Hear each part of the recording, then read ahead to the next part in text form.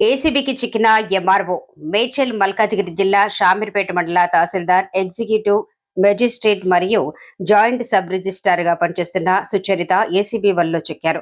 మంగళవారం మధ్యాహ్నం సుమారు 2 గంటల సమయంలో రంగారెడ్డి రేంజ్ ఏసీబీ అధికారులు ఆమెను రెడ్ హ్యాండెడ్ గా పట్టుకున్నారు. ఏసీబీ వెల్లడించిన వివరాల ప్రకారం 30 ఎకరాల వ్యవసాయ భూమికి సంబంధించిన నాలా కన్వర్షన్ దరఖాస్తుల ప్రాసెసింగ్ మరియు అనుమతుల కోసం సుచరిత 30 లక్షల రూపాయల లంచం డిమాండ్ చేసినట్లు ఆరోపణలు ఉన్నాయి. ఇందులో భాగంగా తొలి విడతగా 2 లక్షల రూపాయలను ఆమె ప్రైవేటు డ్రైవర్ వి నాగేష్ ద్వారా స్వీకరించిన సమయంలో ఏసీబీ అధికారులు దాడి నిర్వహించారు. డ్రైవర్ నాగేష్ వద్ద నుంచి 2 లక్షల రూపాయల లంచం మొత్తాన్ని అధికారులు స్వాధీనం చేసుకున్నారు. అధికార దుర్వినియోగానికి పాల్పడి అక్రమ లాభం పొందేందుకు ప్రయత్నించినట్లు ఏసీబీ పేర్కొంది.